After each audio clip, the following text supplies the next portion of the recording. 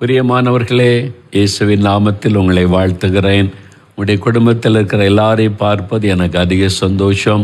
பெரியவங்க, குட்டி பிள்ளைகள் எல்லாரையும் பார்ப்பது. சில வீட்டில் கை குழந்தைகள் இருக்கிறாங்க. எல்லா குழந்தைகளையும் கர்த்தர் ஆசீர்வதிப்பார். உங்கள் வீட்டில் இருக்கிற எல்லாரும் இயேசுவுக்கு ரொம்ப முக்கியமானவங்க. ஏன்னா நீங்கள் இயேசுவின் குடும்பம். அவர் உங்களை தன்னுடைய இரத்தத்தை சிந்தி உங்களை மீட்டு எடுத்திருக்கிறார். நீங்கள் சந்தோஷமாக இருக்கணும், மகிழ்ச்சியாக இருக்கணும். அதான் ஆண்டவருடைய விருப்பம்.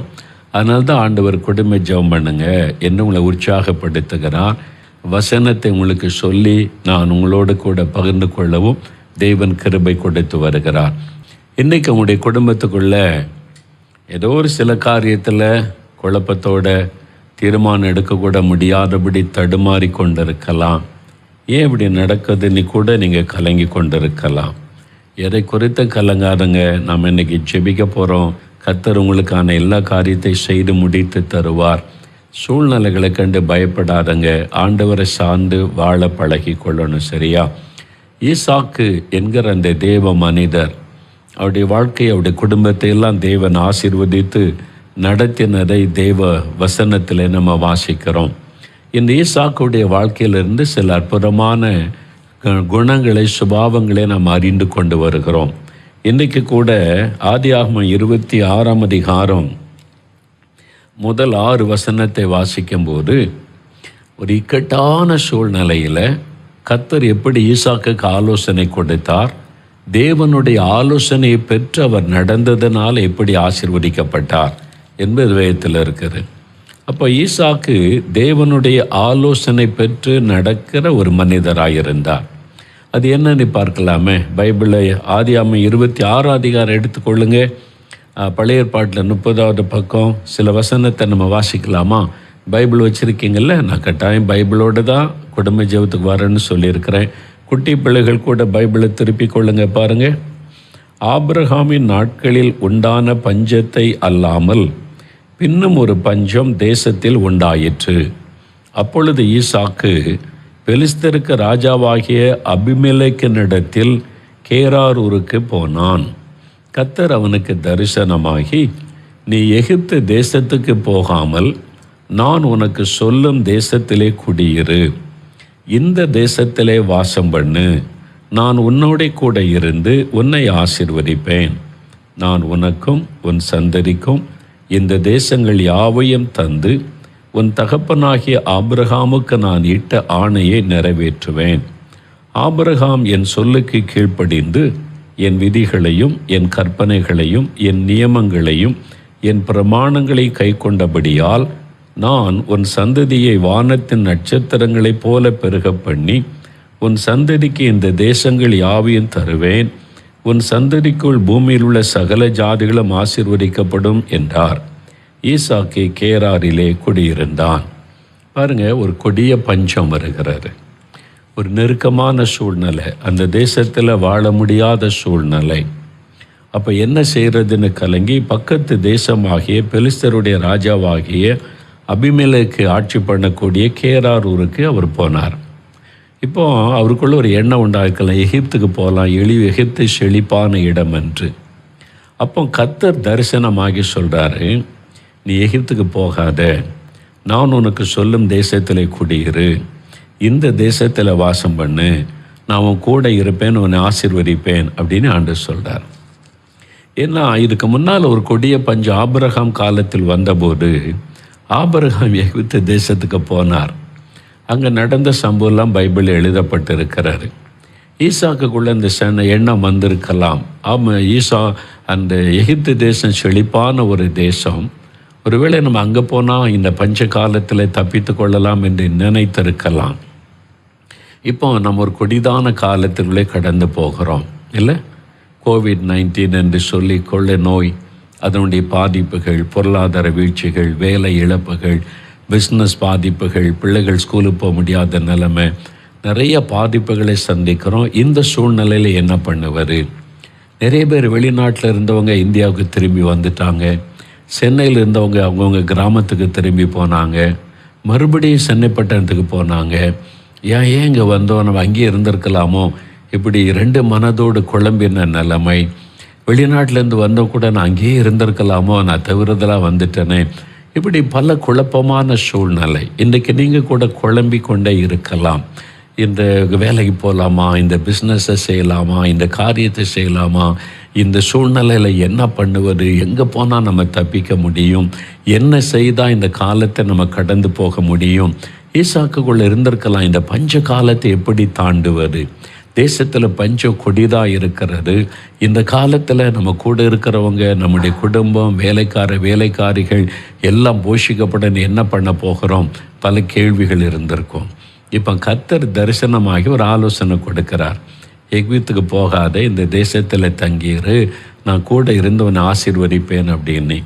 ஈசாக்கு அதற்கு கீழ்ப்படிந்தார். தேவனுடைய ஆலோசனைக்கு கீழ்ப்படுகிற ஒரு மனிதராக ஈசாக்கு இருந்தார். அதனால பாருங்க, குடும்பம் பாதுகாக்கப்பட்டார். பஞ்ச காலத்தில் கூட கர்த்தர் அவரை போஷித்து காப்பாற்றி ஆசீர்வாதமாய் நடத்தினரை தொடர்ந்து வாசிக்கும் போது அறிந்து கொள்ள முடியும். நீங்கள் தேவனுடைய ஆலோசனைக்கு கீழ்ப்படிந்த நடந்தீங்கன்னா, அது கொள்ள நோய் காலமாக இருக்கலாம், பஞ்ச காலமாக இருக்கலாம், வெள்ளக்காரியமாக இருக்கலாம், எந்த சூழ்நிலையிலும் அவர் உங்களை பாதுகாக்க தவற மாட்டார். உங்கள் கூட இருந்து ஆசீர்வதிக்க தவற மாட்டார். இந்த காலத்தில் ஒரு பக்கம் வேலை இழந்த மக்கள், இன்னொரு பக்கத்தில் நிறைய பேர் சொல்கிறாங்க ஆண்டவர் வேலை கிடைக்க பண்ணினார், முன்னால் விட அதிக சம்பளத்தில் வேலை கிடைக்க பண்ணினார். எத்தனை பேர் சாட்சி சொல்கிறாங்க தெரியுமா? அப்போ இந்த சூழ்நிலைகளையும் கடந்து தேவன் ஆசீர்வதிக்க முடியும். அதனால் நீங்கள் பயப்படாதங்க. தேவனுடைய ஆலோசனைக்கு மாத்திரம் செவி கொடுக்க தவறக்கூடாது. அதனால் கவனம். எனக்கு ஒரு பட்டணத்தில் ஒரு சகோதரரை தெரியும். நல்ல ஒரு பிஸ்னஸ் பண்ணார். நல்ல பெரிய ஒரு கடை வைத்து நல்ல வியாபாரம் செழிப்பாய் நடக்கிறது. குடும்ப ஆசீர்வாதமாக இருக்குது. மனைவி பிள்ளைகளோட மகிழ்ச்சியாக இருந்தார். சொந்த வீடு பாருங்கள், கடை வியாபாரம் நல்ல செழிப்பு. இப்போ திடீரென்று அவருக்குள்ள ஒரு ஆசை வந்தது, புதிதாக ஒரு பிஸ்னஸ் ஆரம்பிக்கணும்னு சொல்லி யாரும் சொன்னாங்க. இவருக்கு பழக்கமானது ஒரு பிஸ்னஸ், அவர் வேறு ஒரு பிஸ்னஸை குறித்து ஒரு ஆள் சொன்னாங்க, இதில் நீங்கள் இத்தனை லட்சம் இன்வெஸ்ட் பண்ணால் இவ்வளோ லாபம் வந்துடும், நம்ம சேர்ந்து செய்யலாம், நம்ம பார்ட்னராக வச்சு இந்த பிஸ்னஸை பண்ணலாம் என்பதாய் சொல்லி ஆசையான பல விளக்கங்களை சொன்னவுடனே இவருக்கு ஆசை, சரி அதை நம்ம முயற்சி பண்ணலாமே என்று சொல்லி அப்போ அவர் தீர்மானம் பண்ணி பார்ட்னர்ஷிப் போட்டு இத்தனை லட்சம் கொடுக்க ஒழுங்கு பண்ணி அந்த ஆரம்பத்துக்கு பாருங்கள், நம்முடைய ஊழியத்தில் இந்த உடன் ஊழியராக இருக்கிற அப்பாதுரை பிரதர் சகோதரரை அழைத்திருந்தாங்க. அப்பாதுரை பிரதர் ஜோம் பண்ண போனாங்க.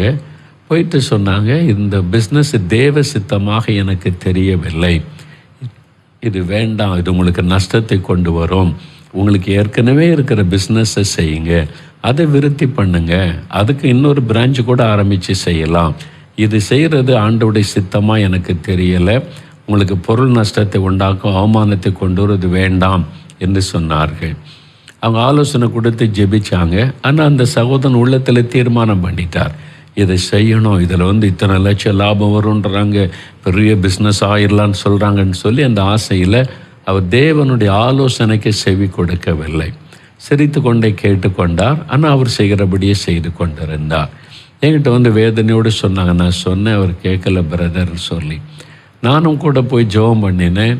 ஆவியானுடைய பிரசன்னம் வழிநடத்துதலை பார்க்க முடியலை. அப்போ கர்த்தர் ஏற்கனவே ஆலோசனை கொடுத்துட்டாரு, இது உனக்கு வேண்டாம் என்பதை போல. நம்முடைய நண்பர்கள், உறவினர்கள், மற்றவங்க ஒரு புதிய காரியம் சொன்னால் ஒரு பகுதியை தான் சொல்லுவாங்க, அடுத்த பகுதியை சொல்ல மாட்டாங்க. தங்களுக்கு சாதமான பகுதியை சொன்னால் உங்களுடைய ஆசையை அவங்க தூண்டி விட்டு செய்ய வச்சுருவாங்க. நீங்கள் தான் கவனமாக இருக்கணும். பாருங்கள், தேவன் என்ன ஆலோசனை கொடுக்குறான்னு கேட்டிருக்கணும். அவங்க அதெல்லாம் கேட்கல. அவங்களுக்கு நண்பர்கள் சொல்கிறாங்க, மற்றவங்க சொல்கிறாங்க, நமக்கு நிறைய லாபம் வரும், செஞ்சிடலான்னு சொல்லி அவங்க அதுக்கு ஜெபம், விசுவாசம் எல்லாமே பயன்படுத்தினாங்க. உண்மைதான். ஆனால் என்ன நடந்தது தெரியுமா? பல லட்சங்கள் நஷ்டமாகி அந்த பிஸ்னஸை இழந்து, ஏற்கனவே அவங்களுக்கு பல வருஷமாக இருந்த பிஸ்னஸையும் அதனால் இழந்து, வீட்டை இழந்து, எல்லாத்தையும் இழந்து, சொந்த ஊரில் இருக்க முடியாமல் வேறு ஊருக்கு போக வேண்டிய ஒரு சூழ்நிலை வந்து விட்டார். எந்த ஊரில் எவ்வளோ பிஸ்னஸில் மகிமையாக ஒரு கர்த்தருக்கு சாட்சி ஆசீர்வாதமாக இருந்தாங்களோ அந்த ஊரில் இருக்க முடியாத சூழ்நிலை வந்து விட்டார். அப்போ அடிக்கடி பிரதர் அப்பாதரை பிரதர்களும் சொல்லி வருத்தப்படுவாங்க. கர்த்தர் எவ்வளவோ சொன்னார், அவங்க கேட்கலையே, அதனால் இந்த ஆசீர்வாதத்தை இழந்து போனாங்களேன்னு சொல்லி. சாதாரண இழப்பல்ல அது. அது இருந்த எல்லாத்தையும் இழந்து போயிட்டாங்க. ஊர்லேயே பட்டணத்தில் இருக்க முடியாமல். எதனால்? தேவனுடைய வார்த்தைக்கு கீழ்ப்படியாத ஒரு காரியத்தினால. ஆண்டவர் சொல்கிறார் ஈசாக்கை பார்த்து, ஈசாக்கு, எகிப்துக்கு போகாத, நீ அதை செய்யாத. ஆபிரகாம் போனார்னு நீ போகாத, நீ இங்கே இரு, நான் சொல்கிற இடத்துல இரு, நான் கூட இருப்பவன் ஆசீர்வதிப்பேன். ஈசாக்கை கீழ்ப்படிந்தார். தேவனுடைய ஆலோசனை. நீங்கள் தேவ ஆலோசனை பெற்றுக்கொண்டீங்களா? உங்கள் பிள்ளைகளை இந்த யூனிவர்சிட்டியில் படிக்க வைக்கணும், இந்த நாட்டில் படிக்க வைக்கணும்னு நீங்களே தீர்மானம் பண்ணுறீங்களே, கர்த்தரிடத்தில் ஆலோசனை பெற்றீங்களா? நான் இங்கே போய் வேலை பார்க்கணும், இங்கே போய் பிஸ்னஸ் பண்ண நீங்களே முடிவு செய்கிறீங்களே, கர்த்தருடைய ஆலோசனை கேட்டீங்களா? இவரை பார்ட்னராக சேர்த்து இந்த பிஸ்னஸ் பண்ணிடலாம், இவர் ரொம்ப திறமைசாலி, அவர் கூட சேர்ந்தால் நம்மளும் பெரிய கோடீஸ்வரன் ஆயிடலான்னு நீங்களே தீர்மானம் பண்ணுறீங்களா? கர்த்தரிடத்தில் ஆலோசனை கேட்டிங்களா? யோசித்து பாருங்கள். ஈசாக்கு தேவனுடைய ஆலோசனைக்கு கீழ்ப்படுகிறவராயிருந்தார். அதனால் எப்பொழுதும் உடைய மனதில் எந்த காரியத்திற்கு நான் கர்த்தரிடத்தில் கேட்டு தான் தீர்மானிக்க முடியும் என்று ஒரு தீர்மானம் வைத்து கொள்ளுங்க. ஒரே நாளில் போய் நீங்கள் கர்த்தரிடத்தின் ஆலோசனை சில சமயம் பெற முடியாது. சில நாட்கள் ஆகும், சில வாரங்கள் ஆகும். வெயிட் பண்ணுங்க, காத்துருங்க, ஜெபம் பண்ணுங்க, அவசரப்படாதங்க. நீங்கள் அவசரப்பட்டு ஒன்று செய்தால் மாபெரும் இழப்பை சந்தித்து அவமானப்பட்டு எல்லாவற்றையும் இழந்துவிட நேரிடும். அதனால தான் தேவனுடைய ஆலோசனைக்கு செவி கொடுப்பது அவ்வளோ முக்கியம் என்பதை உணர்ந்து கொள்ளுங்க. ஈசாக்கு நல்ல தேவனுடைய ஆலோசனைக்கு கீழ்ப்படுகிற ஒரு மனிதராக இருந்தார். அதனால தேவன் இந்த பஞ்ச காலத்தில் கூட பாதுகாத்து ஆசீர்வதித்து நடத்தினார். அதனால் உங்கள் வாழ்க்கையில் கூட கொள்ள நோய் வரலாம், பஞ்சம் வரலாம், பயங்கரமான பூமி அதிர்ச்சி வரலாம், வெள்ளங்கள் வரலாம், சூழ்நிலைகள் எப்படியும் மாறலாம். உங்கள் கூட இருந்து உங்களை பாதுகாத்து உங்களை ஆசீர்வதித்து நடத்துகிற ஒரு கர்த்தர் இருக்கிறார். அவரை சார்ந்து கொள்ளுங்க, அவர் மேலே விசுவாசம் வைங்க, அவருடைய ஆலோசனையின்படி நடக்க அர்ப்பணித்து கொள்ளுங்க. சரியா? அவருக்கு ஒரு பெயர் உண்டு, ஆலோசனை கர்த்தா. அவர் அழகாய் உங்களுக்கு ஆலோசனை கொடுத்து உங்களை வழி நடத்துவதை நீங்கள் காண முடியும். எனக்கு அன்பானவர்களே, நீங்கள் இந்த ஊழியத்தை பார்க்குறீங்க, வியாழக்கிழமை தோறும் ஜெபம், ஆயிரக்கணக்கான மக்கள் வருவாங்க. திறப்பின் வாசல் ஜெபம், 40,000 மக்கள் வருவாங்க. நற்செய்தி கூட்டம் நடத்தினால் 50,000 மக்கள், 60,000 மக்கள் கூடுவாங்க. இப்படி எல்லா ஊழியம் செய்கிறோம். இப்போ இந்த கொள்ள நோய் காலத்தில் எல்லாம் முடக்கப்பட்டு விட்டது. இனிமேல் ஒன்றுமே இல்லை. ஆண்டவரே, நாங்கள் என்ன செய்யட்டும், இனிமேல் என்ன செய்யணும்னு காத்திருந்து ஜெபித்த போது தேவன் ஆலோசனை கொடுத்தார். ஜெபிக்கலாம் வாங்க, நிகழ்ச்சி ஆரம்பித்து ஜனங்களை ஜெபிக்க வை, ஜனங்களோட ஜெபம் பண்ணு, அவங்களுக்கு வேத வசனத்தை நீங்கள் சொல்லுன்னு சொல்லி அற்பமாய் ஆரம்பிக்கப்பட்டார்.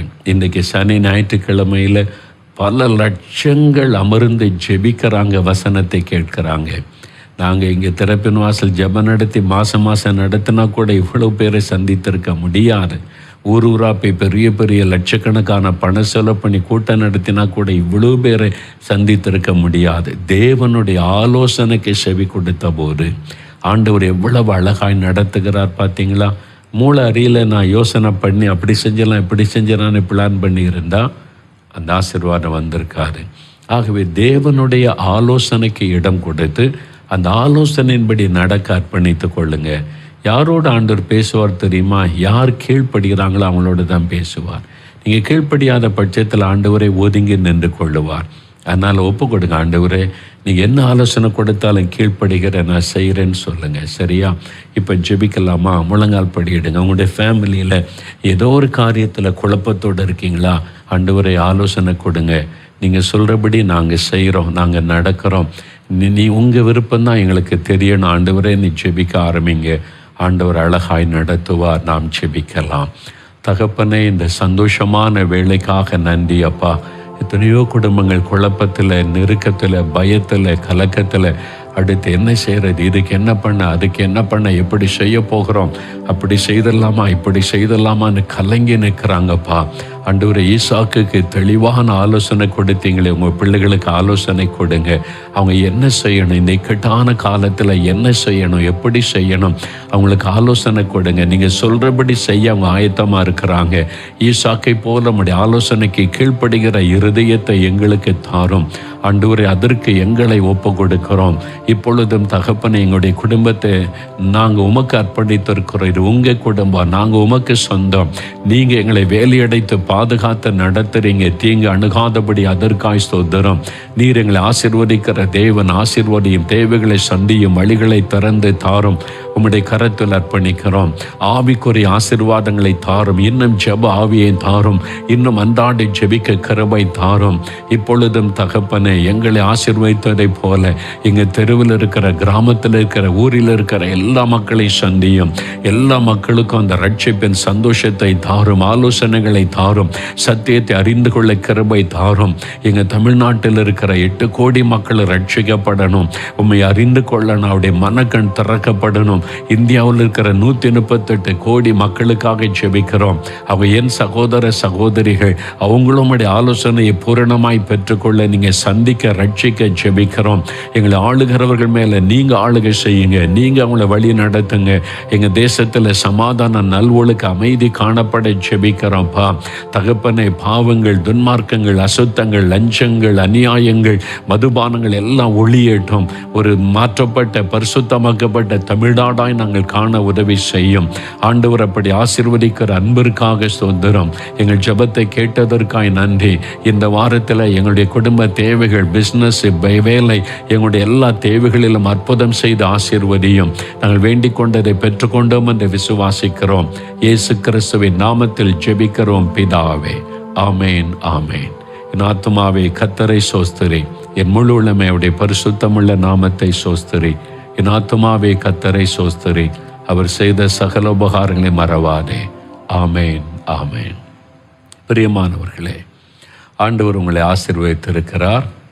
ஈசாக்கு எப்படி தேவனுடைய ஆலோசனை பெற்றுக்கொண்டாரோ, ஒவ்வொரு காரியத்துக்கும் ஜெபம் பண்ணுங்க. ஆண்டவர் ஆலோசனை தருமுறை கீழ்ப்படிந்து அதற்கு உங்களை அர்ப்பணித்து கொள்ளுங்க. அப்போ தொடர்ந்து தேவன் உங்களை அழகாய் நடத்துவதையும் ஆசீர்வாதமாய் நடத்துவதை காண்பீங்க. கர்த்தருடைய ஆசீர்வாதம் உங்களோடு இருக்கட்டும். ஆனால் தினந்தோறும் குடும்ப ஜெபம் செய்வதை விட்டு விடாதருங்க, சரியா? கர்த்தருடைய ஆசீர்வாதம் உங்களோடு இந்த நடத்துவதாக. ஆமென்.